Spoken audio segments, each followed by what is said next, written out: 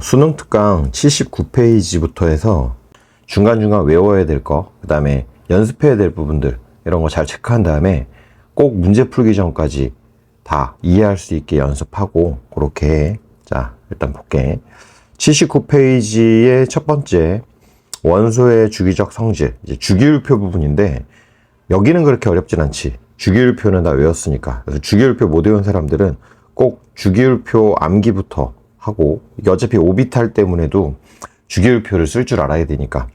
그래서 주기율표는 요 주기율표의 주기의 요 지읒, 요거 연상을 하랬어. 그래서 7주기까지 있다는 거 날로 딱 먹어주고, 주기율표, 주기율표, 7주기까지 있구나. 7주기. 가로줄이 주기. 그래서 1주기, 2주기, 3주기, 4주기, 5주기, 6주기, 7주기. 우리는 주로 4주기까지 외우지만 7주기까지 있다는 거 꼭 기억해두고. 그래서 주기율표에 나타나는 이제 주기적 성질, 그래서 주기율 이러면 원자번호 순으로 배열했을 때 성질이 비슷한 원소가 주기적으로 반복적으로 나타나는 걸 주기율표, 주기율이라고 하고, 주기율이 그럼 왜 나타나냐? 화학적 성질, 물리적이 아니라 화학적이야. 화학적 성질을 결정하는 원자가 전자수, 요 원자가 전자수는 각 원소의 바깥에 있는 전자 중에서 반응 가능한 전자 개수. 그럼 수소는 바깥에 1개, 베릴륨은 바깥에 2개, 이렇게 바깥에 있는, 왜 안 그려져? 바깥에 있는 전자수. 근데 바깥에 있다고 다 원자가 전자는 아니고, 17쪽까지는 원자가 전자수가 7개, 18쪽은 0개. 18쪽은 안정한 원소로 화학 반응을 안 하기 때문에, 바깥에 있는 전자가 화학 결합에 참여를 안 하기 때문에 최외곽 전자는 바깥이 8개인데 원자가 전자는 18쪽은 빵개라는 거. 그래서 1에서 17쪽만 원자가 전자수가 족번호 끝자리랑 똑같고 18쪽은 빵개. 꼭 기억해두고. 그래서 수소, 헬륨, 리베, BCNOFN이, 나만 알지 펩시콜라, KCA. 자, 원자가 전자수 쭉 가다가 18쪽 빵개인 거 잘 보고. 그래서 이제 요 79페이지 중반까지는 주기율표에 대한 이해를 원한다고 생각하면 돼. 그럼 이제 주기율표의 발견 과정, 이런 것도 한 문제 정도는 학교에서 나올 수 있는데, 만약에 별로 이렇게 중요하게 안 다뤘다 이러면 다른 것 위주로만 하면 돼. 뭐 라부아지에 안 배웠다 그러면 이제 넘어가도 되는 거고. 자, 라부아지에는 분해할 수 없는 33종의 물질을 기체, 비금속, 금속, 화합물 이런 식으로 이제 분류를 했고, 이후에 되베라이너는 자, 되먹지 않은 쌍쌍바 이렇게 외워주시고, 되먹지 않은 쌍쌍바, 새쌍원소, 3개씩 성질 비슷한 애를 묶어가지고 새쌍원소, 어떤 규칙을 좀 찾아내는데 기여했다, 그런 느낌. 율렌즈, 이것도 안 배우면 넘어가도 돼. 율렌즈는 원자량 순으로 나열했을 때, 배웠으면은 요거 중요한 거야. 항상 기준이 중요해. 기준, 뭘로 나눴냐. 그래서 요 율렌즈는 원자량 순으로 나열했을 때 8번째마다 화학적 성질이 비슷한 1, 2, 13, 14, 15, 16, 17, 18쪽이 잇따르면 하나, 둘, 셋, 넷, 다섯, 여섯, 일곱, 8번째 18쪽을 율렌즈는 고려를 안 했기 때문에 하나, 둘, 셋, 넷, 다섯, 여섯, 일곱, 여덟, 이렇게 해서 8번째마다야. 이 8번째마다는 18쪽이 고려가 되지 않았다는 거 잘 기억하고, 그 다음에 이제 멘델레예프 정도는 좀 중요한 거예요. 그래서 멘델레예프는 여러 원소들을 가지고 최초의 주기율표를 만들었고, 최초가 의미 있는 거. 그 다음에 이제 원자량 순으로 배열했다는 거, 이렇게 2개는 꼭 기억하고 있어야 돼.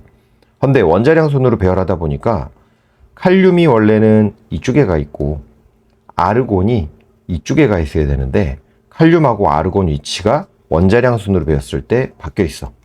칼륨이 더 이제 가볍거든. 그래서 이제 그런 것들 때문에 완벽하지는 않았는데, 모즐게도 모즐리가, 똑바로 안 해? 모즐게도 모즐리가 X선 연구를 하다가 양성자 개수를 원자 번호로 정해야 되고, 무게가 아니라 양성자 개수가 결정한다, 성질을. 그래서 이제 지금의 주기율표가 완성됐다.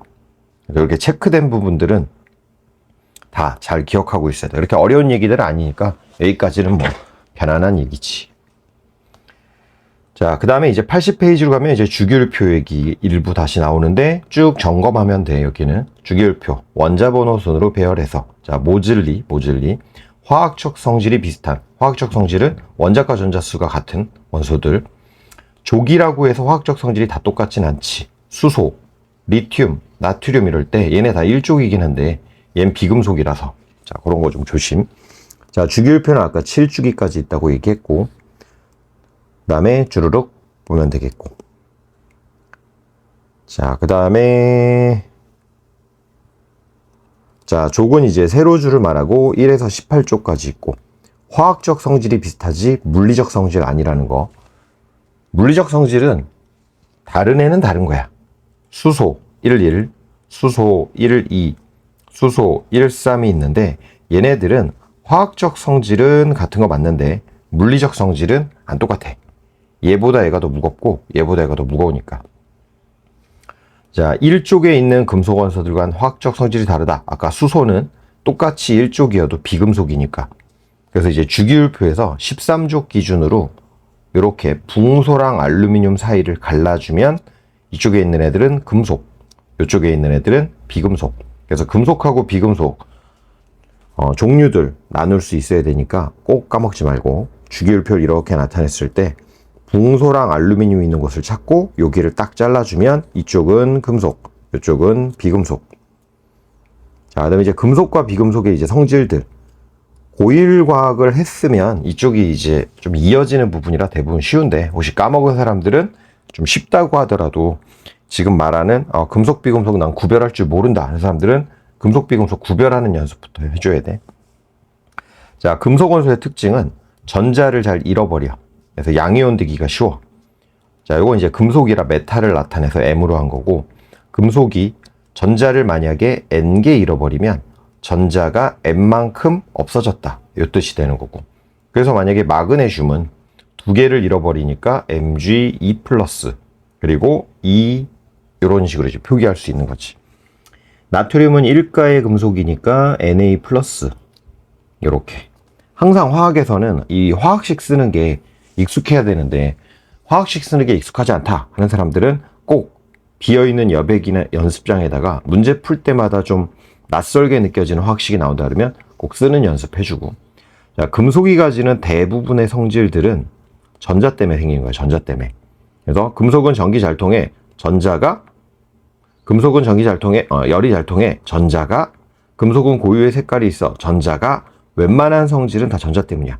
그래서 이제 전자가 이동하면서 열이 통하고 전자가 이동하면서 전기가 통하고, 그래서 금속이 가질 수 있는 대부분의 성질은 전자 때문이라는 거. 자, 상온에서 금속은 대부분 다 고체인데 그럼 녹는 점, 끓는 점이 높다고 볼 수 있는데, 이제 수은 같은 경우 HG가 수은이야. 요거는 수은 온도계 연상하면 상온에서도 액체 상태지. 자, 그 다음에 이제 비금속 성질 나오는데, 자, 비금속은 금속하고 반대, 전자를 오히려 잘 얻어서 음이온이 되기 쉽고 18족 제외니까 조심. 자, 마찬가지로 만약에 플루오린이 전자를 얻는다 그럼 1개 얻어가지고 1가의 음이온이 되는 거고, 산소가 만약에 전자를 얻는다 그럼 2개를 얻어서 2가의 음이온이 되는 거고. 이런 이온식들은 다 알고 있겠지만 만약에 이온식을 모르는 사람들은 주기율표에서 이온들의 관계 찾을 수가 있어. 1족들은 이온이 되면 다 1가의 양이온이 되고 2족들은 2가의 양이온이 되고, 바깥에 있는 전자가 2개니까 그걸 버리고 옥텟을 맞추려고. 금속들은 옥텟을 맞출 때 껍데기가 지금 날아가니까 그 전주기의 비활성하고 전자 배치가 같아져. 오비탈. 그래서 오비탈 연습도 같이 해둬야 되고. 하지만 비금속들은 전자를 얻어서 같은 주기의 18족처럼, 같은 주기의 18족처럼. 그래서 금속이 이온될 때, 비금속이 이온될 때 전자 배치가 다른 주기 애들이 같아지는 거. 이거 꼭 기억하고 있어야 돼. 자, 이해 못하면 써서 해봐야 돼요. 비금속은 같은 주기처럼, 금속은 그 전 주기처럼.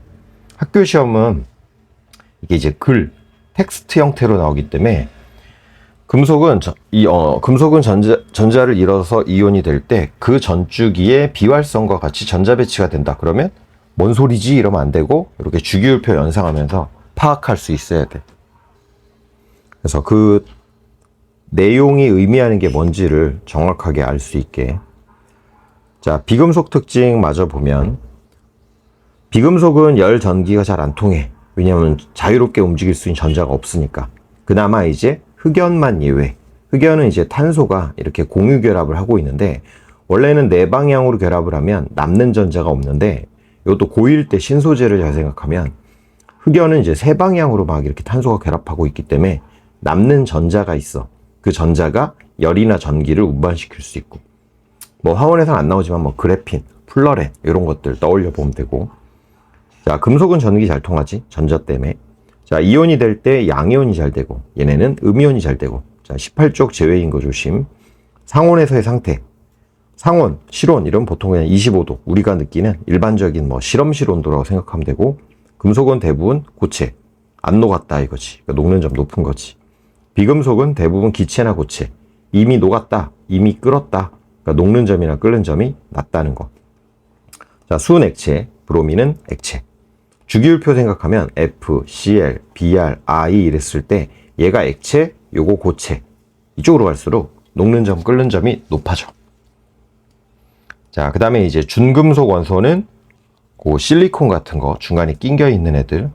실제로 금속 나눌 때 붕소랑 알루미늄 이래서 쇽 하고 이렇게 쪼갰는데 이쪽에 있는 애들이 금속이고 요 경계에 있는 애들이 준금속. 뭐 아주 중요한 건 아니니까 금속 아닌 옆에 붙어 있는 애들 정도로 확인해도 되고. 그래서 이런 준금속들은 반도체 칩이나 태양전지, 약간 좀 물리랑 연결되는 물질이다 이렇게 생각하면 되고.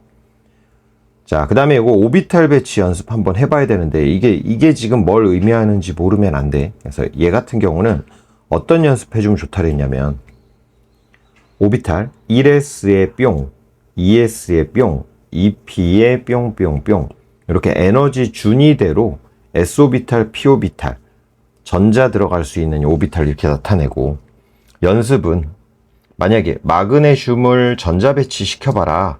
자, 마그네슘을 전자 배치 시켜봐라 그러면 얘는 나마알 12번이기 때문에 전자가 12개. 그럼 하나, 둘, 셋, 넷, 싸움의 원리, 다섯, 여섯, 일곱, 훈트 규칙, 여덟, 아홉, 열, 열하나, 열둘. 그러니까 얘 같은 경우는 1S에 2개, 2S 2개, 2P에 6개, 3S에 2개가 바닥 상태. 얘가 들뜬 상태면 여기 있는 게 이제 이쪽으로 갈 수도 있는 거고. 헌데 만약에 Mg2 플러스의 전자 배치를 해라. 금속이지? 그럼 금속은 이온이 될 때 전주기의 비활성처럼 가지. 그럼 마그네슘보다 그 전주기에 있으면 수리, 나만 3주기 2족인데 2주기 18족처럼 해내라. 네온처럼 되는 거지. 그래서 여기 있는 애들이 없어지지. Mg2 플러스가 되면 요게 사라지는 거지. 여기까지가 Mg2 플러스의 이온 배치, 전자 배치. 자, 그래서 이제 오비탈 연습도 꼭 같이 해 두도록 하세요. 그래서 쫙 한번 읽어주시면 되겠고. 자, 그럼 이제 여기서부터가 조금 1학년 때가 아닌 화원의 이제 실제 모습이 되는데, 일단 유효핵전화라고 하는 개념을 이해를 해야 돼. 유효핵전화. 자, 그럼 유효핵전화는 이렇게 하고 내가 이제 좀 보여줄게. 일단 느낌은 이제 이런 거야. 주머니에 5만 원이 있어. 그러면 돈이 얼마 있냐? 5만 원이 있는 건데, 예를 들어 3만 원은 문제집 사야 돼. 책 사야 돼. 그럼 실제 내가 쓸 수 있는 돈은 얼마냐? 2만 원이지. 요런 게 유효핵전화야. 진짜로 의미 있는, 쓸 수 있는 무엇. 그러니까 유효핵전화라는 게 있다면 그냥 핵전화라는 말이 있는 건데, 핵전화가 진짜 내 주머니에 있는 돈, 유효핵전화는 쓸 수 있는 돈, 이런 느낌. 그러면 조금 더 비유를 하면, 원래는 그냥 이거 뭐 좀 대충 생각하면 돼. 자, 집에 재산이 5억이야. 근데 난 외동아들이야. 또는 외동딸이야. 재벌집 외동딸이야. 그럼 이 5억은 다 내 거야. 뭐 예를 들어 그냥 준다고 가정을 했을 때 실제 부모님의 재산은 5억. 근데 난 외동딸이야. 그럼 내가 다 먹어. 그러면 이 5억은 실제 유효 유산이야. 유효 유산. 어떤 느낌인지 알겠지? 만약에 부모님의 재산이 5억인데 형이 한 명 있고 누나가 한 명 있어. 그리고 나야. 그러면 나한테 5억이 다 오지는 않잖아. 약간 이런 걸 생각하면 돼. 아, 약간 나눠 먹기 개념. 5억을 다 줄 순 없어. 형이 야, 형한테 줘라. 누나. 장난 아니야? 이럴 수 있으니까. 그래서 좀 나눠 먹기 개념. 헌데 수소는 외동딸이야. 외동아들이야. 전자가 한 개밖에 없어. 그러니까 수소는 전자가 한 개밖에 없으니까 형 누나가 간섭을 안 해. 전자 사이에 반발이 없어. 꺼져라 이런 게 없어. 원자핵과 전자 사이에 인력만 있기 때문에 오직 요 5억은 다 내 거야. 그래서 수소 원자에서는 유효 핵전하가 진짜 양성자의 핵전하랑 똑같은 1. 그러니까 수소만 유효 핵전하랑 실제 핵전하가 똑같은 거야. 수소만 유효 핵전하가 실제 핵전하랑 똑같아. 그럼 나머지 애들은 유효 핵전하가 실제 핵전하보다 무조건 작아. 자, 이해되지? 다시 볼게. 전자가 2개 이상이면, 형제가 2명 이상이면 실질적인 핵전하를 따질 때 원자핵과 전자의 인력뿐 아니라 전자 사이의 반발, 형제들끼리 야 너만 다 먹지 마 이런 반발도 고려를 해야 돼. 그래서 한 전자에 작용하는 한 명이 받을 수 있는 재산은, 유산은 다른 형제의 반발력 때문에 작아진다. 자, 그래서 요거는 계산 문제가 안 나오지만 마치 계산처럼 한번 연습을 해볼 거야. 잘 봐봐. 느낌이 이런 거야, 느낌이. 자, 이렇게 플러스 5의 핵전하를 가지는 누가 있어. 재산이 5억이야. 형과 누나가 있어. 그래서 첫 번째 쌍둥이 형 누나. 그 다음에 이제 바깥에 전자가 이제 이렇게 또 있어. 자, 바닥 상태가 아닌 걸로 연습을 할 거예요. 그래서 느낌을 잘 같이 봐봐. 이제 느낌은 이런 거야. 부모의 재산이 5억. 첫 번째 쌍둥이 형 누나들이 있고 내가 있어. 나를 둘째라고 할게. 그리고 내 뒤에 태어난 쌍둥이 동생들. 이런 느낌. 그러면 계산 문제는 안 나와. 느낌만 알면 돼. 얘가 느끼는 유효핵 전하를 계산을 해볼 건데 얘가 느끼는 유효핵 전하. 일단 느낌상 5는 아닌 거 알 수 있지. 뺏기고 할 테니까. 그래서 이거는 플러스 5보다 작거든. 근데 계산 문제는 안 나오지만 이제 이런 생각을 좀 할 거야. 안쪽 껍질에 있는 애들은 형 누나들이니까 빡세게 빼서 5억 중에 야 1억 내놔라. 1억 내놔라. 그러면 이 안쪽 껍질이 1씩 뺏으면 얘는 이제 플러스 3 남았지. 근데 같은 껍질에는 지금 아무도 없지. 그리고 바깥 껍질에는 둘이 있지. 이 바깥 껍질은 영향을 못 줘. 그러니까 내 동생들은 내가 유산 가져가는 거에 영향을 못 줘. 남는 거 받아가는 거야.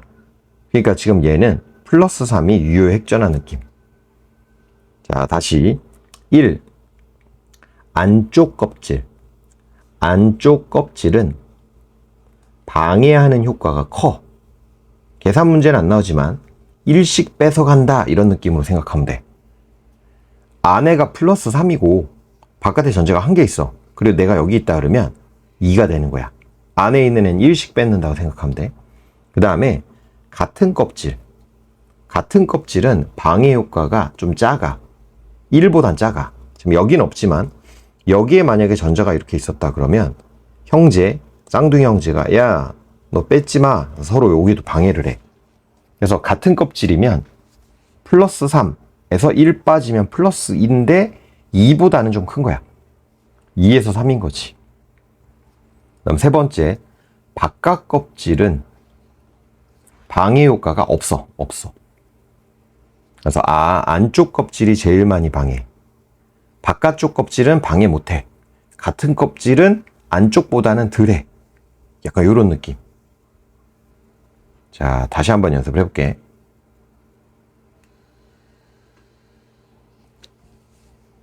자, 플러스 6이라고 할게. 이렇게 해서 전자 2개 있고 그냥 동그라미가 전자라 생각할게. 이렇게 또 있고, 그 다음에 나머지 다 여기 있다고 칠게. 자, 그럼 계산 문제는 안 나오지만 약간 느낌은 이런 거였어. 얘가 느끼는 유효액전환 얼마냐? 안에 두 개나 있어 지금. 그럼 플러스 6에서 1씩 빠지니까 플러스 4.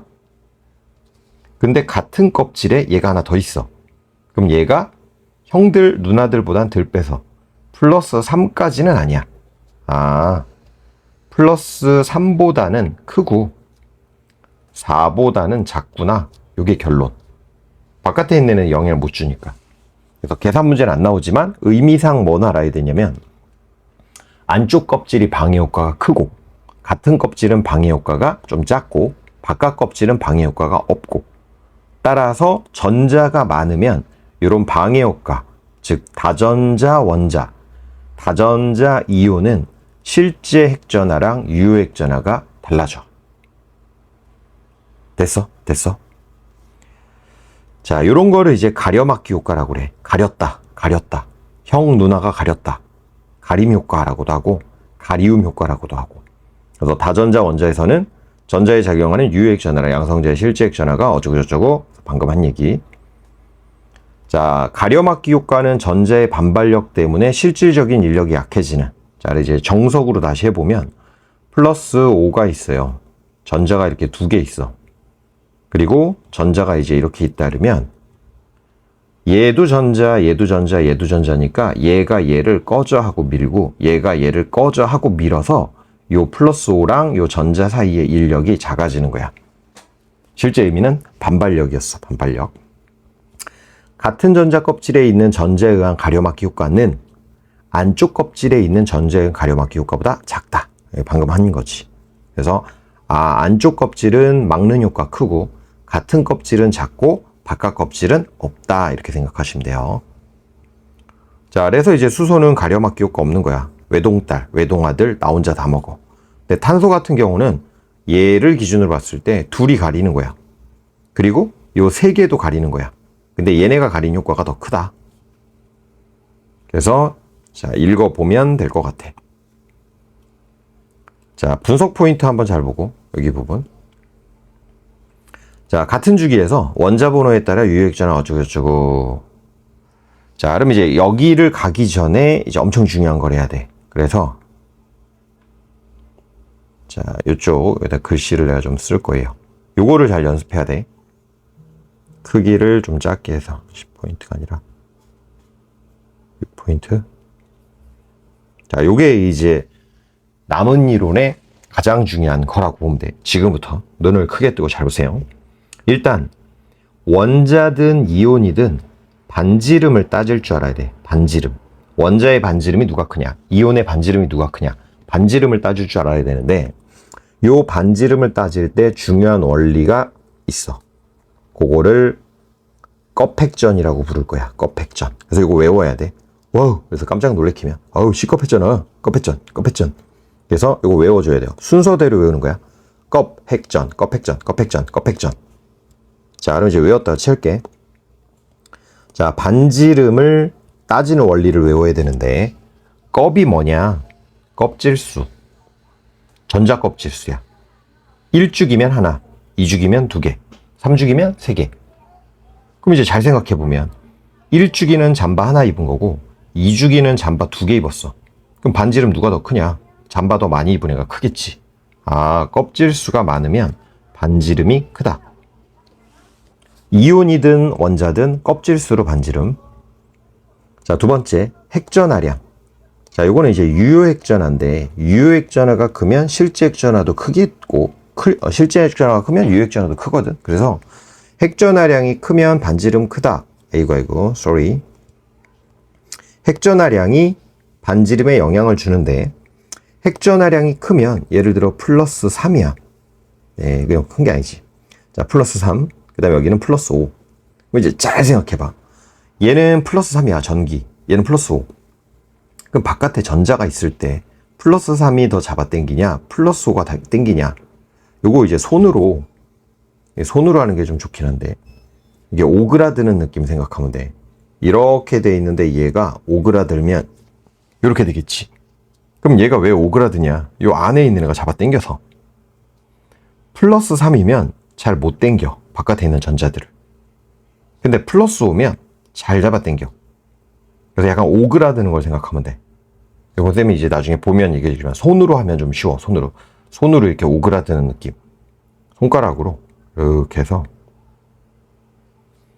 요 각 손가락 오그라드는 느낌을 생각하면 좀 쉬운데 이거 보면서 하는 게 좀 좋긴 한데 플러스 3이면 3만큼 오그라들어. 오글. 플러스 5면 5만큼 오그라들어. 좀 이게 좀 작아지는 느낌. 나중에 보고 다시 해줄게. 요거는. 그래서 핵전하량이 크면 전자들을 더 잘 잡아당길 테니까 반지름이 작아진다. 핵전하량이 크면 더 오그라드니까 작아진다. 이렇게 연상을 해. 그래서 핵전하량은 그렇다면 작을 때 반지름이 큰 거지. 자, 요거는 매우 중요해요. 요거를 머릿속에 우선 넣어야 돼. 반지름은 껍핵전. 껍질이 많으면 잠바 2개, 잠바 3개. 뚱뚱할수록. 핵전하량이 작으면 작아야지 또 덜 오그라드니까. 핵전하량이 크면 더 오그라드니까 반지름 작아진다. 그 다음에 이제 전은 전자수인데 요거는 바깥에 있는 전자수야. 그러면 수건 돌리기. 3명이 이렇게 수건 돌리기 하고 있어. 근데 친구 2이 더 왔어. 야, 수건 돌리기 같이 하자. 그러면 더 넓게 앉아야 돼. 전자들이 반발하는 건데 요 느낌을 생각하면 돼. 바깥에 전자수가 많아져. 바깥에 애들이 더 많이 앉아야 돼. 그럼 더 넓게 동그랗게 앉아야 돼. 요걸 연상해 주시고 결국 바깥에 전자수가 많을수록 반지름이 크다. 전자수가 많을수록 크다. 자, 요 3가지 하나씩 생각해 보면 다 이해가 될 거라고 보는데 요 순서가 중요해. 만약에 전자수가 많아지면 반지름이 커지지. 근데 핵전하량은 만약에 커지면 반지름이 작아지잖아. 그러니까 핵전하량은 큰데 전자수도 많아. 그럼 이때는 반지름을 뭘로 따져야 되냐? 얘로 따지는 거예요. 1등, 2등, 3등 순서대로 따지는 거야. 1등, 2등, 3등. 그래서 반지름 따질 때는 껍핵전. 요게 아주 중요해. 요게 아주 중요. 자, 그러면 이제 수시로 요 반지름 따지는 원리를 잘 생각하면서 이제 예를 들어 볼게. 껍질수가 이제 영향을 받는 경우, 핵전하량에 영향을 받는 경우, 요걸로 이제 남아있는 내용의 50%, 40%가 사라지게 되니까 잘 봐. 자, 껍질수가 크면 반지름 커져. 됐지? 잠바 하나 입었다, 잠바 2개 입었다, 잠바 3개 입었다. 따라서 어떤 생각할 수 있냐면 같은 족이에요. 근데 1죽이냐? 같은 족인데 주기를 생각할 거야. 1주기 잠바 하나, 2주기 잠바 2개, 3주기 잠바 3개. 같은 족이면 주기가 증가할수록 반지름은 커지는 거지. 되겠어? 요거? 자, 조금 더 생각해야 될 게 아까 금속이 이온이 되면 껍데기 날아간다 그랬지. 금속이 이온이 되면 전주기의 18쪽처럼 된다 그랬어. 그래서 금속이 이온이 되면 반지름은 그렇지, 작아지는 거지. 금속이 이온이 되면 반지름은 작아지는 거지. 같이 대답하면서 해야지. 다 듣고 있어 지금. 저 사이버상으로 내가 다 보고 있어 지금. 고개 왼쪽으로 왜 돌려? 재미없다. 자, 금속 이온이 되면 반지름이 작아지는 거야. 왜? 껍데기 날아가니까. 중요합니다. 금속 이온이 되면 반지름 작아진다. 껍데기 날아가니까.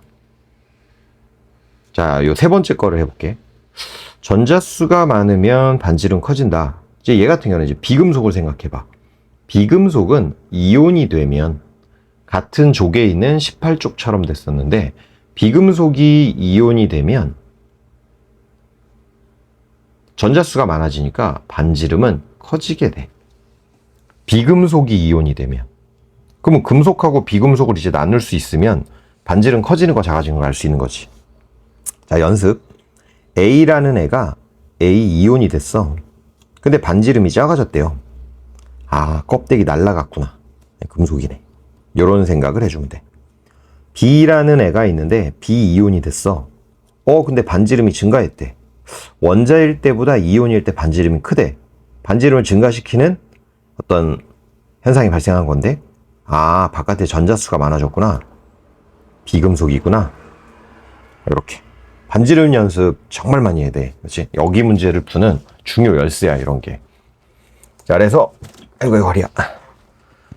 전자수에 따라서는 이제 이런 생각을 할 수가 있고, 그 다음에 아까 같은 족이면 원자 번호가 증가할 때, 주기가 증가할 때 반지름 커진다 그랬으니까, 이제 반대로도 생각해 보면, 같은 주기인데 원자 번호가 증가하면 어떻게 되냐? 리, 배, B, C, N, O. 자, 그럼 껍획전. 일단 껍질 수는 똑같지. 껍은 통과. 핵전하량. 핵전하량은 일로 가면서 커지지. 그래서 리튬, 베릴륨, 붕소, 탄소 이렇게 반지름 작아지는 거야, 이렇게. 자, 여기서 리튬은 바깥에 하나고 베릴륨 바깥에 두 개지. 그러니까 전자수랑 지금 부딪히거든. 핵전하량을 생각하면 일로 가면서 반지름 커지는 게 이해가 되는데, 바깥 전자수를 생각하면 이쪽으로 가면 반지름이 작아져야 될 것 같거든. 그래서 이제 순서를 외워야 돼. 껍, 핵, 전으로 따지는 거야. 껍, 핵, 전으로 따지는 거야. 자, 이해가 됐겠지만 꼭 순서대로 해야 돼. 그렇지? 뭐 내가 예를 더 들 수 있는데 이 정도면 이해를 할 것 같은데. 그렇지? 자, 그래서 이제 나 다시 써볼게요. 아, 같은 주기라면, 같은 주기, 원자 번호가 증가할수록 오른쪽으로 가고 있는 거지. 그럼 핵전하량이 커지지. 그럼 더 오그라들지. 반지름 작아지는 거지. 됐지? 그래서 반지름 따지는 원리가 너무너무 중요해. 너무너무 중요해. 자, 그 다음에 주기율표에서 NOF, 네온 일부만 다시 한번 그려볼게요. 이렇게 남아 R. 그러면 자, 여기서 이제 반지름 순서를 비교해 볼 수 있으면 돼. 얘네들 이 집단을 가지고 껍획전 얘네들은 2주기야. 근데 얘네들은 3주기야. 아, 반지름은 얘네가 1등이겠다. 이제 똑같은 거 그릴 거라서 약간 밑으로 내려서 복사를 좀 해둘게요. 이렇게 해서 복사 붙여넣기. 그래서 위에 거는 중성 원자 상태로 한번 따질 거고, 밑에는 이온 상태로 따질 거야. 원자의 반지름은 어떠냐, 이온의 반지름은 어떠냐, 이렇게 이제 따져볼 거니까 잘 보세요. 자, 원자 반지름 일단 껍획전. 껍질수가 많은 반지름이 커. 얘네 2주기야. 근데 얘네는 3주기야. 그러면 요 그룹보다는 일단 요 그룹이 반지름이 큰 집단이야. 껍. 자, 그럼 이제 남아를 따질게. 껍획전에서 껍은 똑같아. 그럼 핵전하량 봐야 되지. 남아 R로 갈수록 핵전하량 커지지. 그러니까 더 오그라들 거 아니야. 그래서 반지름 순서가 1등, 2등, 3등. 자, 그러면 얘네들은 역시 껍은 똑같지. 똑같은 2주기니까 핵전하량 NOFN이 4등, 5등, 6등, 7등. 원자로 따졌을 때는 남아R이 1, 2, 3, NOFN이 4, 5, 6, 7. 그러니까 전자수는 지금 이용하지 않았지. 자, 이온 상태도 볼게. 남아R이 이온이 되면 하나 잃어버려, 두 개 잃어버려, 세 개 잃어버려. 그래서 남아R이 얘처럼 되지. NOF는 세 개 먹어, 두 개 먹어, 하나 먹어, 얘처럼 돼. 이온이 되면 얘네들은 껍획전에서 껍이 똑같아져. 그러니까 이제 이걸로 반지름을 못 따져요. 그럼 이제 핵전하량을 봐야 되는데, 이렇게 갈수록 원자 번호가 증가하면서 핵전하량이 커지잖아. 그래서 반지름은 얘가 1등, 2등, 3등, 4등, 5등, 6등, 7등 이렇게 돼. 순서가 바뀌었지. 1등, 이거 다른 색깔로 해야 되겠는데. 자, 반지름 순서 1등, 얘가 2등, 얘가 3등, 얘가 4등, 얘 5등, 6등, 7등. 와, 놀랍지. 자, 그래서 요거 연습 잘해야 돼요. 원자일 때 반지름 순서 1, 2, 3, 4, 5, 6, 7 외우는 게 아니고 할 줄 알게 연습을 해야 돼. 껍획전을 이용해서. 그래서 껍질수, 핵전하량, 전자수, 이온 상태도 마찬가지. 요 연습을 엄청 많이 해야 돼. 지금 남아있는 내용들이 얘를 가지고 다 쭉쭉쭉쭉 이제 볼 수 있게 돼. 요 연습 많이 해야 돼. 오케이. 잠깐 멈춰놓고 연습해도 되고. 자, 요 연습을 다 했다고 칠게. 그리고 계속 반지름 따지는 원리 잘 기억하고. 자, 그러면 이제 편안하게 확인한 것들 땡길 거예요. 잘 보세요. 자, 여기서부터 이제 다시 볼게. 껍획전 잊지 말고. 자, 같은 주기에서 원자 번호에 따라 원자과 전자가 느끼는 유핵전하. 다전자 원자는 전자에 작용하는 핵전하가 전자의 반발력 때문에 줄기 때문에 전자는 원래 핵전하, 부모님의 재산 다 못 먹는다. 그런 얘기 있었고요. 자, 그러면 요 그래프는 이제 뭐냐면, 자, 이거는 그냥 이제 지워야 될 것 같은데. 삭제. 자, 요 그래프는 이제 뭐냐면, 리베비시 NOFN이 원자 번호가 커질 때, 실제 핵전하는 이렇게 돼. 정수, 양성적 X대로 3, 4, 5, 6, 7, 8, 9, 10. 근데 유핵전하는 지금 작아. 자, 유핵전하 왜 작은지 알지? 헌데 실제 핵전하가 커지는 거에 따라서 유핵전하도 같은 크기로 커지는 게 아니라 격차가 점점 벌어져. 자, 요 경향성 확인해야 돼. 요거. 실제 핵전하가 커지면 유핵전하도 커지는데 이렇게 같은 기울기로 커지는 게 아니라 점점 벌어져. 양성자 개수가 많아질수록 전자가 받게 되는 반발 효과도 커지는구나, 전자끼리. 근데 이제 좀 중요한 건 이게 잘 안 와닿으면 그림을 그려보세요. 이렇게 해서 원자 번호, 그 다음에 핵전하량 이러면 실제 핵전하는 이런데 유핵전하는 이런 느낌. 초반보다 후반으로 갈 때 격차가 더 벌어진다. 오케이. 자, 그러면 이제 이것도 좀 중요해. 요 그래프. 자, 원자과 전자가 느끼는 원자과 전자예요. 원자과 전자가 느끼는 유핵전하 이랬을 때 제일 바깥에 있는 전자 수소, 헬륨. 자, 이렇게 됐어. 리튬에 더 떨어졌어, 지금.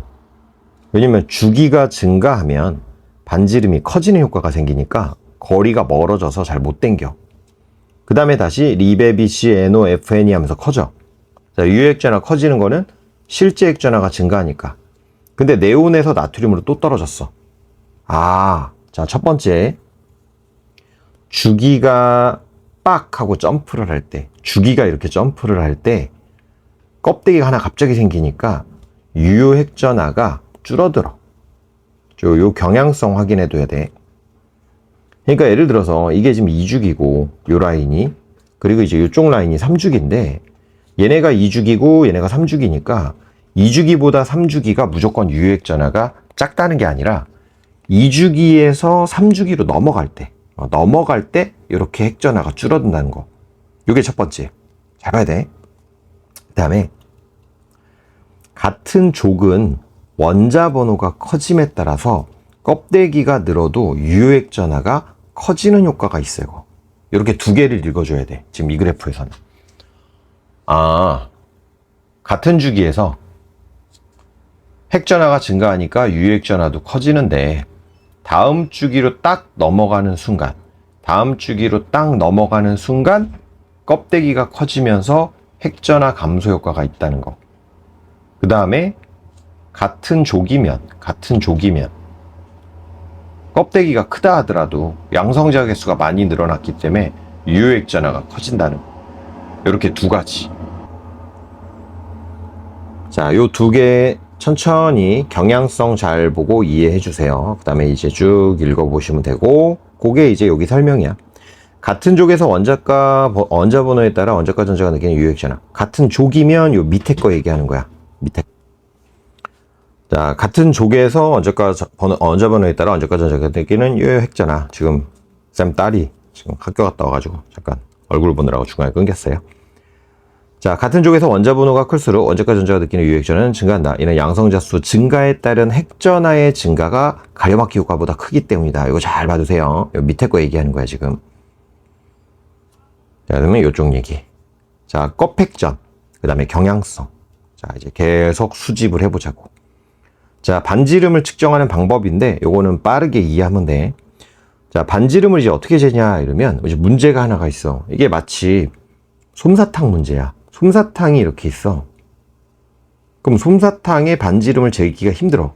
왜냐, 이 바깥 부분, 설탕 부분이 뭉개진단 말이지. 경계도 명확하지가 않고. 그럼 이제 솜사탕의 반지름은 어떻게 재냐? 솜사탕 두 개를 최대한 가까이 붙여. 그럼 요 나무 젓가락은 딱딱하니까 거리를 잴 수가 있어. 그럼 요걸 잰 다음에 요 절반을 반지름으로 하는 거예요. 그걸 얘처럼 보겠다는 거야. 이해되지? 왜냐면 오비탈, 전자 구름처럼 원자도 전자가 있는 부분이 아주 명확하지가 않거든. 뭉게뭉게 이런 식으로. 그러니까 원자 하나를 가지고 반지름을 뚝딱 재는 게 아니라 원자 핵 사이의 거리를 잰 다음에 요거의 절반을 반지름으로 하겠다. 그래서 이제 금속 같은 경우는 금속을 최대한 가까이 붙여서 금속이 이제 고체 상태일 때 요 원자 핵 사이를 재. 그리고 반으로 쪼개. 그러면 이게 원자 반지름. 그럼 비금속 같은 경우는 공유 결합을 하니까 아이 잘 됐다 너네. 결합을 했구나. 그럼 결합했을 때 결합 거리를 재고 그거의 절반값.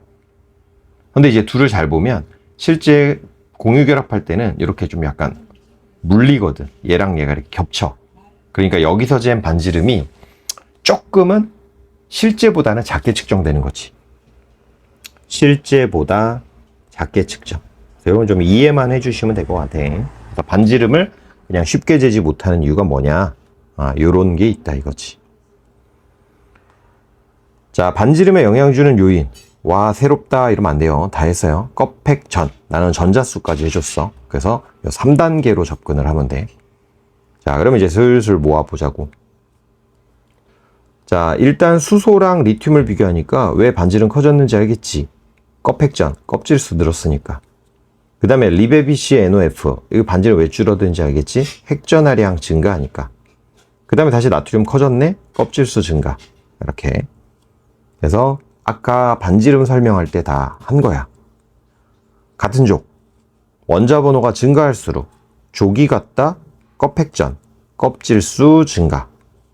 같은 주기, 그러면 껍질수 똑같지? 그러면 핵전하량 증가할수록 더 오그라드는 느낌. 어때? 좀 쉽지? 껍획전을 다 연습하고 오면 쉬워요. 쭉쭉 볼 수가 있어, 이렇게.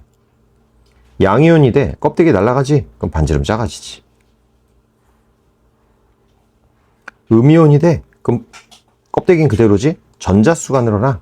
그래서 반지름 작아지지. 커지지. 쏘리. 반지름 커지지.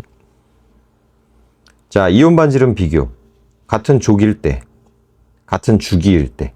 자, 그래서 이거 아까 다 내가 샘플로 설명을 한 거라서 천천히 읽어보면 껍획전으로 다 커버할 수 있는 거야. 그래서 껍획전으로 쫙쫙 커버해주면 돼요.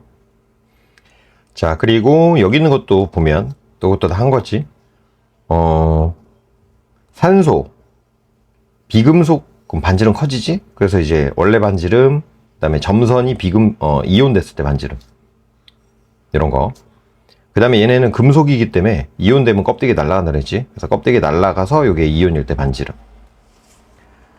자, 등전자 이온 반지름. 아까 한 거네. 그지? 아까 한 거. 자, 이것도 외울 수도 있어요. 네온처럼 전자 배치를 하는 애들은 오빠 나만 알고 있을게 이러시 이제 외워도 돼. 중요한 거는 외우긴 외워야 돼. 많이 나와 얘네. 그래서 OF, Na, Mg, Al 등전자 이온이라고 하고 전자 개수가 같은 이온들. 비금속은 전주기, 금속은 다음 주기 애들이 똑같은 비활성처럼 되는 거. 그래서 껍획전 너무너무 중요합니다. OF 밑에 있는 애가 SCl이고 남아 밑에 있는 애가 KCl이라서 얘네들은 아르곤처럼 되는 애들. 그래서 요 조합도 알아야 돼. 얘네가 1군, 얘네가 2군. 자, 여기까지가 2단원의 끝은 아니고 또 있어요. 2단원의 절반이야. 그럼 이제 전체적으로 반지름 따지는 게 엄청 중요한데 이제 이 뒤에 남아있는 게 바로 이제 이온화 에너지거든. 근데 이 이온화 에너지가 수특 기준으로 보면 내용이 많지는 않아. 헌데 여기에 내용이 많아. 지금 보면 한 페이지에 이 정도, 요만큼 나왔어. 근데 이거 연습 많이 해야 돼. 오비탈처럼 기계적인 연습해야 돼. 그래서 알려줄 테니까 꼭 연습해. 이제 내용은 두 개 남았어요. 이온화 에너지, 순차적 이온화 에너지. 이렇게 두 개가 남았어. 자, 일단 이온화 에너지는 내가 옆에다가 좀 메모를 하면서 설명을 해드릴게. 자, 일단 이온화 에너지 이러면 이온이 될 때 필요한 에너지 이 뜻이야. 이온이 될 때 필요한 에너지. 그럼 이온이 될 때 에너지가 왜 필요하냐? 자, 여기서 중요한 거. 음이온하고 아무 상관이 없어. 음이온하고 아무 상관없고 양이온에 대한 얘기야, 이거는. 양이온에 대한 얘기. 그래서 앞에 양이 생략돼 있다고 생각했대. 양이온의 에너지. 양이온의 에너지. 자, 그럼 이제 봐봐. 리튬 정도로 할게. 리튬은 이주기야. 전자가 이렇게 바닥 상태에서 1번 껍질에 두 개 있고 2번 껍질에 전자가 하나 있는데 요 리튬을 이온으로 만들고 싶어. 당연히 금속이니까 얘는 양이온이 잘 되는 애야. 그럼 요거 하나를 뜯어내야 돼. 근데 원자핵하고 얘가 잡아당기는 인력이 있는데 얘를 뜯어내려면 에너지를 가해야 되지. 이게 지금 뭐예요? 1, 2, 3 자가자 라발파를 생각하더라도 하고 에너지 흡수해야 되니까. 그래서 중성의 원소가 있는데 중성 금속 원소가 있는데 요 녀석을 그러니까 금속 원자가 되는 거지. 얘는 이제 중성 상태니까 금속 원자가 있는데 얘한테 에너지를 가해야 전자를 뜯을 수가 있지. 그러면 얘네는 금속 양이온이 되는 거야. 자, 그래서 무슨 연습을 이제 엄청 많이 해야 되냐? 이온화 에너지, 그러면 금속한테 전자를 뜯을 때 필요한 에너지. 금속한테 전자를 뜯을 때 필요한 에너지. 그래서 이 정의가 대박 중요해. 정의가. 자, 그럼 이 정의를 잘 생각해봐. 금속이 A랑 B 두 개가 있어. 근데 이온화 에너지가 A가 더 크대. 자, 그럼 이제 생각해야 돼요. A가 이온화 에너지 더 크다? A는 전자 뜯을 때 에너지 많이 필요하구나. 따라서 B가 양이온이 잘 되는 거야. A보다. 자, 여기서 주의할 거. B가 양이온 잘 되니까 A는 음이온 잘 돼가 아니고 이온화 에너지는 양에 대한 것만 따지는 거야. 음하고는 아무 상관이 없어. 됐어? 오케이? 그래서 이온화 에너지, 전자 뜯을 때 필요한 에너지고 양이온이 잘 되냐 안 되냐를 판단할 때 쓸 수 있는 용어야. 자, 그럼 이제 정의로 다시 가볼게.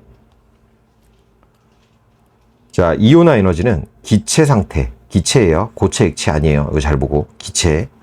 원자 1몰, 원자 1몰, 중성이야, 중성. 전자 1몰, 한 개가 아니고 1몰이야. 이런 것들 다 중요해. 기체 상태 원자 1몰에서 전자 1몰을 뜯을 때 양이온으로 만들어질 때 필요한 에너지. 그래서 지금 나트륨을 보니까 3주기 11쪽이라 바깥에 한 개 있는데 요거를 뜯을 때 496이 필요하대. 그래서 이온이 됐어. 이온화 에너지는 뜯을 때 필요한 에너지. 꼭 기억해야 돼. 자, 그러면 자, 이온화 에너지의 주기적 변화라고 하는 게 있는데 수업 때는 쌤이 이제 먼저 외우라고 했는데 요거는 그냥 설명을 해줄게. 자, 이온화 에너지 뭔지 까먹으면 안 돼요. 전자를 뜯을 때 필요한 에너지. 전자를 뜯을 때 필요한 에너지. 자, 같은 조기야. 그럼 원자 번호가 증가할수록, 자, 반지름 잘 생각해. 반지름이 이제 여기서 사용되는 거야. 껍백전. 원자 번호가 증가할수록 같은 조기라면 반지름은 커지지. 잠바 하나, 잠바 두 개, 잠바 세 개 이런 식이니까. 그래서 원자 번호가 증가하면 전자 껍질 수가 증가하기 때문에 핵과 원자가 멀어져. 그럼 잡아당기기 힘들어. 그래서 이온화 에너지가 작아져. 어떤 애가 요렇게 뭘 들고 있어. 그러면 잘 안 뺏겨. 이걸 뺏으려고 할 때 뺏기가 힘들어. 근데 어떤 애가 이렇게 불완전하게 이렇게 들고 있어. 그럼 좀 뺏기가 쉬워. 생각을 해봐. 어떤 친구의 머리카락 하나를 뽑는 건 쉬운데 어떤 친구의 눈을 뽑는 건 어렵지. 가까이에 있는 거를 뜯긴 힘들다. 멀리 있는 건 뜯기 쉽다. 약간 그런 얘기야. 이온화 에너지는 언제 커지냐? 반지름이 작아지면 커지는 거야. 전자가 있는 반지름이. 그런 얘기. 자, 이것도 한 거예요. 같은 주기면, 같은 껍데기, 원자 번호가 증가하면 리베비시 NOFN이 그러면 핵전하량 증가하지? 그럼 반지름 작아지지. 그럼 반지름 작아지니까 원자한테서 전자를 뜯기가 힘들어지지. 그러니까 이온화 에너지 커지는 거지. 그래서 우리가 반지름을 좀 중요하게 해야 된다고 한 거야. 자, 됐지? 그러면 이 정체불명 이제 그래프가 있는데 요거를 설명을 하고 다시 돌아오도록 할게요. 이제 거의 한 15분? 15분 정도 남은 것 같아. 지금까지 한 거에서 이해가 안 된 게 있다 하는 사람들은 물어봐. 남한테 카톡을 보내던지 해가지고 그때까지 한 거를 다 이해를 해줘야 돼. 자, 이온화 에너지 이제 이렇게 쓸게. 이온화 에너지 이런 뜻이야. 이온화 에너지. 이온화 에너지는 전자를 뜯을 때 필요한 에너지. 그러니까 이온화 에너지가 크다는 얘기는 전자를 뜯기가 힘들다. 따라서 양이온 되기 힘들다. 요 정도를 생각할 수 있으면 돼. 양이온 되기 힘들다. 자, 그러면 목이 좀 뻐근해. 자, 리베 BC NOFN이 2주기 가지고 연습을 먼저 해볼 건데, 자, 여기 집중, 초집중. 그래프를 외울 거야. 그래프를 외울 거예요. 자, 쌤이 한번 해볼게요. 잘 봐. 리, 베, 비, 시, N, O, F, N, E. 자, 지금 뭐 한 건지 모를 수 있는데 설명해 줄게. 요렇게 해서 Y축이 이온화 에너지야. 그러니까 이온화 에너지가 커졌다가 작아졌다가 커졌다, 작아졌다, 인데, 자, 일단 요게 1족, 2족, 13, 14, 15, 16, 17, 18을 한 거예요. 자, 그러면 이온화 에너지가 그냥 쭉 하고 계속 커지는 게 아니라 이렇게 예외 구간으로 떨어지는 구간이 있다는 거야. 자, 이것도 설명을 할 건데 일단 잘 봐. 일단 이제 그래프를 외워야 되기 때문에 어떤 생각을 먼저 하느냐.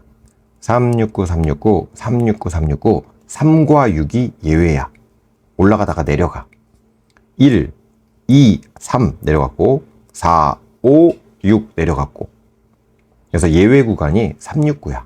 어차피 3종, 6족을 우리가 배우진 않으니까 369로 외운 다음에 13, 16으로 생각하면 돼. 자, 첫 번째 369, 369 예외 구간. 이온화 에너지 예외 구간. 3과 6. 자, 그러면 다시 그려볼게. 자, 그리는 거 같이 연습해봐.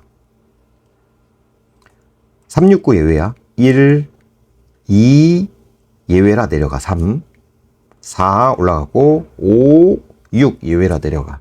7, 8. 자, 얘네가 왜 예외냐는 잘 안 물어보는데 설명을 할 거니까 이해가 안 되면 이 예외에 대한 설명은 그냥 예외구나 이렇게 하고 넘어가도 돼. 자, 요 그래프 그리는 연습 한 번 더 하겠습니다. 그래서 꼭 외워야 돼요. 요 오비탈에서 1S뿅, 2S뿅 이거 연습만큼이나 중요한 거야. 이쪽 부분 문제를 풀 때. 자, 이온화 에너지 2주기 1, 2, 369, 4, 5, 369, 7, 8. 자, 그래서 요 그래프 그리는 거 꼭 외워야 돼. 알겠지? 자, 여기서 이제 조심할 거는 1, 2 내려갈 때 그 전에 있는 얘만큼 이렇게 내려가는 거 아니야. 올라갔다가 내려갈 때 정확한 위치가 중요한 건 아니야. 얘랑 얘 사이인 게 중요해. 여기서 올라갈 때는 얘보다 덜 올라가면 안 되고 더 올라가야 돼. 이렇게. 요런 것만 좀 조심하면 돼. 자, 마지막으로 한 번만 더 그려볼게, 이제. 올라갈 때는 전에 있는 애들보단 더 올라간다. 내려갈 때는 전에 있는 애보다 덜 내려간다. 이런 건데, 말로 외우는 것보다 그래프를 그려서 외우면 돼. 다시 해볼게. 1, 2, 13. 여기까지 내려간 게 아니고, 14, 이 정도가 아니라 더 올라가야 돼. 그러니까 나이키.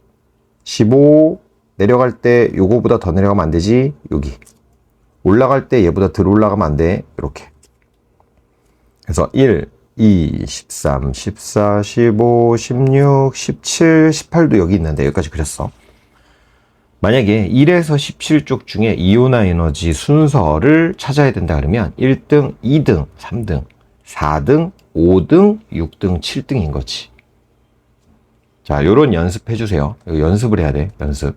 얘는 머리로만 알면 안 되고 기계적인 연습을 해야 돼. 이렇게 쓰는. 자, 56분.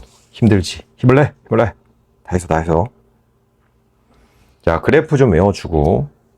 자, 그럼 이제 예외 구간 나오는 거 이제 설명해 줄 건데, 예외 구간이 이해가 안 되면 이해를 안 해도 돼요. 안 물을 수도 있으니까. 그리고 만약에 예외 구간이 문제 나온다 그러면, 그러니까 예외 구간이 왜 예외인지를 물어보는, 그러면 그냥 외워도 돼. 맞지? 일단 내가 설명을 해줄게.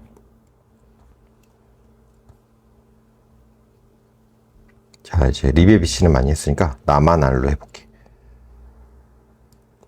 자, 여기도 이제 마찬가지야. 1, 2, 13 내려갔지. 14, 15, 16 내려갔지. 17, 18. 같은 주기들 뭐 일단 했어. 그러면 3주기는 어떻게 되냐? 반지름 증가하니까 3주기는 이 밑에서 이런 식이 되는 거야. 2주기는 이 위에서 이런 식이 되는 거야. 1주기는 이 위에 있는 거야. 요런 느낌. 그래서 껍획전, 껍질 수가 일단은 더 크게 영향을 준다. 이렇게 생각하시면 돼요. 자, 그러면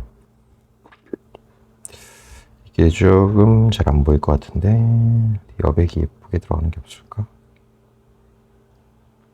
자, 이 정도로 해볼게. 오비탈에다 같이 나타나려고. 자, 여기에 집중해 주면 돼. 어디에 집중하냐면 얘네들을 지금 따져볼 거야. 얘네들. 왜 도대체 예외 구간이 있는가? 자, 여기에 집중해. 여기에. 자, 보십시오. 일단 오비탈 1s 뿅, 2s 뿅, 2p에 뿅뿅뿅. 어차피 얘는 2주기니까 여기까지만 하지. 자, 보세요. 리튬은 1주기 다 채우고 그 다음에 2s에다가 딱 이렇게 채워놨지. 그래서 이 리튬 대충 한 500 정도로 나와 있는데 이 리튬을 Li 플러스로 만들려면 요거 하나를 뜯어야 돼. 그래서 그거 뜯을 때가 500이래. 근데 베릴륨은 하나를 더 갖고 있어. 그래서 베릴륨은 핵전하량 증가 때문에 뜯기가 힘들어. 일반적으로 핵전하 증가하면 뜯기 힘들다라는 걸 잘 생각해. 근데 붕소는 왜 뜯기가 갑자기 쉬워졌냐? 베릴륨보다 쉬워졌지. 자, 붕소는 이렇게 있는데 ES보다 에너지 준위가 높은 오비탈, 에너지가 높은 p 오비탈에 전자가 딸랑 뻘쭘하게 한 개 들어가서 뜯는 게 쉬워졌어. 근데 이게 좀 이해가 안 될 수도 있어. 그래서 일단 저런 이유구나 정도만 봐둬도 돼요. 안 물어볼 수도 있어. 수특에도 이거 이유 안 나와 있으니까. 근데 이제 알려주는 거야. 붕소는 에너지가 높은 오비탈에 하나 들어있으니까 불안정해서 좀 잘 뜯어지는구나. 근데 이제 C는 갑자기 또 올라갔지? 왜냐? 핵전하량 증가 때문에 이제 예외 구간이 사라진 거야. 그러니까 이제 붕소의 예만 잘 생각하면 돼. 에너지가 높은 오비탈에 갑자기 하나를 올려버리니까 좀 뜯기 쉬워졌다. 그 다음에 이제 예외 구간 5가 나왔어요. 다 홀전자인데 산소만 하나가 짝을 이뤄. 친구들끼리 3명이서 만나기로 했는데 하나가 커플하고 같이 왔어. 눈치 보여. 좀 뻘쭘해. 약간 그런 느낌이어도 돼. 얘만 짝을 이루고 있는 전자가 있어서 다 커플인데 얘네만, 다 솔로인데 얘만 커플 왔어.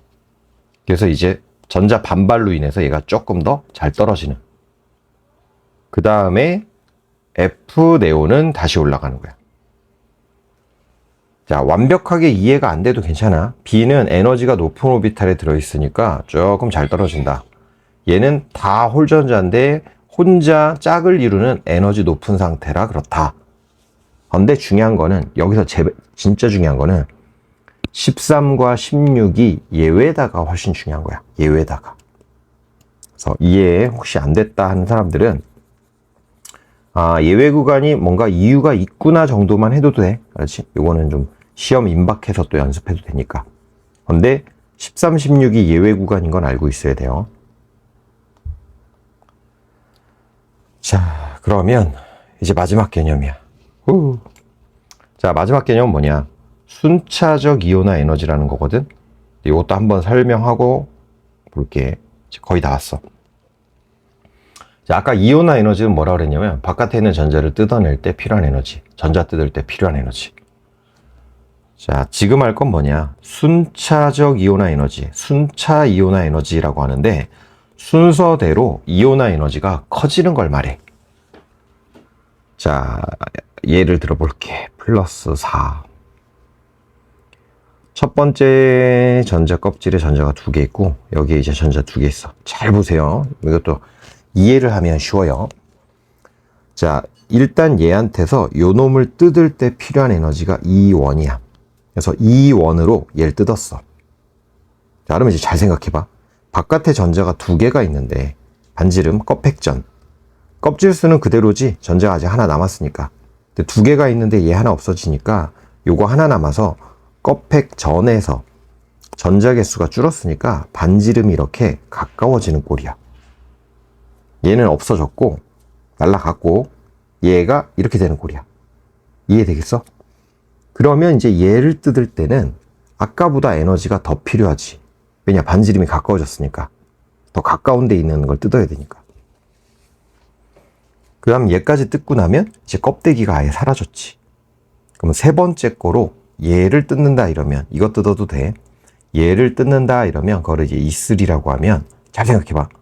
저 안쪽 껍질로 가서 뜯어야 돼. 이제 바깥에 있는 거 뜯다가 저 안으로 들어갔어. 그러니까 이게 넘사벽으로 커지는 거야. 이렇게. 그럼 얘 뜯고 나면 다시 반지름 좀 작아지겠지? 그럼 얘도 이제 뜯기 힘들어지지. 그래서 E4. 요게 순차적 이온화 에너지야. 그럼 순차적 이온화 에너지의 핵심은 뭐냐? 안쪽 껍질로 들어간 순간이 포인트야. 여기. 자, 여기 잘 봐. 하나 뜯었다, 2개 뜯었다, 갑자기 커졌어. 안으로 들어갔다. 이해되겠어요? 예? 자, 그래서 샘플로 내가 다시 보여줄게. 지금 말한 게 다 요거야. 요 설명인데 바로 그냥 가자고. 예로 볼게. 자, 요 녀석 볼게. 요 녀석. 첫 번째 거 뜯을 때를 E1이라고 그래. 첫 번째 뜯을 때 578이 필요했어. 두 번째 걸 뜯는데 1800이 필요했어. 자, 왜 커지냐? 전자 뜯고 나면 바깥에 전자수 줄어드니까 반지름 감소해서. 세 번째 거 뜯을 때 27이 됐어. 네 번째 걸 뜯는데 11,000이 됐어. 잘 봐. 3배 정도 돼. 대충 계산해도 돼요. 정확하게 안 해도 돼. 3배 정도. 비율로 하는 거야. 이거 2배도 안 되네. 근데 얘는, 와, 이거 뭐야. 5배 가까이 되네. 비율 보면 티가 확 나. 578, 18, 18, 27, 27, 11,000. 여기가 안으로 들어간 거야. 하나 뜯고, 2개 뜯고, 3개 뜯고, 안으로 들어간 거야. 따라서 바깥에 전자가 몇 개 있냐? 3개 있다는 얘기야. 13족을 찾은 거야. 이해되겠어? 위에 있는 놈도 해볼게. 738, 1400, 2배, 7700. 와, 이건 2배 훨씬 넘는데? 뭐야, 2배도 안 되네? 여기가 안으로 들어간 거지. 하나 뜯고, 2개 뜯고, 안으로 들어갔다. 그래서 순차적 이온 에너지, 정체를 찾을 때 쓰는 거야, 이렇게. 자, 그러면 나트륨 보면서 하세요. 이제 나트륨의 두 번째 이온화 에너지가 뭐냐? 이거지? 4562. 그러면 이게 익숙한 형태는 아니지만 NA가 이렇게 된 거예요. NA+. 안정한 상태는 아닌 거야. 여기서만 등장하는 거야. 자, 얘를 만들고 싶어. 얘가 될 때 필요한 에너지 얼마냐? 4562로 안 되고 얘 뜯고 얘 뜯어야 되니까 더 해줘야 돼. 496 더하기 4562. 자, 순차적 이온화 에너지까지 말씀을 드렸어요. 그렇게 해서 이제 여기는 딴 개념이 끝난 거야. 그래서 이 전체 내용을 관통하는 가장 중요한 내용은 뭐다? 반지름. 반지름. 그리고 이온화 에너지, 순차적 이온화 에너지. 자, 꼭 잘 연습한 다음에 수업할 때 다시 보자고. 안녕.